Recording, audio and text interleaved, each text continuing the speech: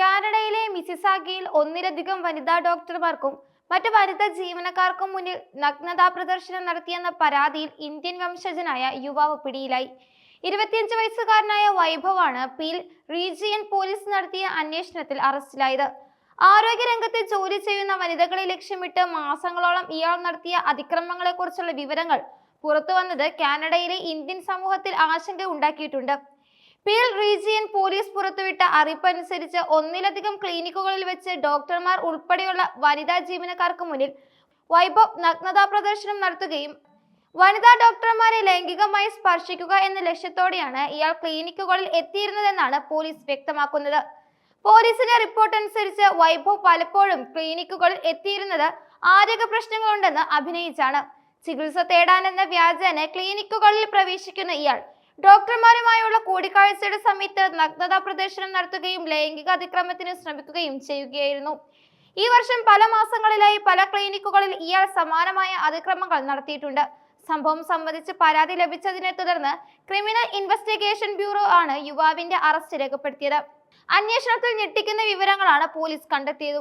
ചില ക്ലിനിക്കുകളിൽ ഇയാൾ എത്തിയത് വ്യാജ പേരുകളിലായിരുന്നു. ആകാശ് ദീപ് സിംഗ് എന്ന പേരിലാണ് ഇയാൾ ചില ക്ലിനിക്കുകളിൽ രജിസ്റ്റർ ചെയ്തിരിക്കുന്നത്. പോലീസിനെ തെറ്റിദ്ധരിപ്പിക്കാനും നിയമ നടപടികളിൽ നിന്ന് രക്ഷപ്പെടാനും വേണ്ടിയാണ് പ്രതി വ്യാജ പേരുകൾ ഉപയോഗിച്ചിരുന്നത്. വിവിധ ക്ലിനിക്കുകളിലെ CCTV ദൃശ്യങ്ങളും ഡോക്ടർമാരുടെ മൊഴികളും മറ്റ് ശാസ്ത്രീയ തെളിവുകളും പരിശോധിച്ച ശേഷമാണ് പീൽ റീജിയൻ പോലീസ് വൈഭവിനെ തിരിച്ചറിഞ്ഞതും അറസ്റ്റ് ചെയ്തതും. ഡിസംബർ 4-നാണ് വൈഭവിന്റെ അറസ്റ്റ് ഔദ്യോഗികമായി രേഖപ്പെടുത്തിയത്. പ്രതി നിലവിൽ പോലീസ് കസ്റ്റഡിയിൽ തുടരുകയാണ്. ജാമ്യാപേക്ഷയിൽ ഇതുവരെ വാദം തുടങ്ങിയിട്ടില്ല. പൊതുസ്ഥലത്ത് മോശമായി പെരുമാറാൻ, വ്യാജ തിരിച്ചറിയൽ രേഖ കൈവശം വെക്കൽ തുടങ്ങിയ കുറ്റങ്ങളാണ് വൈഭവിനെതിരെ ചുമത്തിയിരിക്കുന്നത്. എങ്കിലും ഇയാൾക്കെതിരെ പരാതിപ്പെടാതിരുന്ന സംഭവങ്ങൾ ഇനിയും ഉണ്ടായേക്കാം. പൊതു ഇടങ്ങളിൽ വെച്ച് അതിക്രമം നേരിട്ട പലരും മാനഹാനി ഭയന്നോ നിയമ നടപടികളെ കുറിച്ചുള്ള ആശങ്കകളായോ പരാതികളുമായി മുന്നോട്ട് വരാതിരിക്കാൻ സാധ്യതയുണ്ടെന്നാണ് പോലീസിന്റെ വിലയിരുത്തൽ.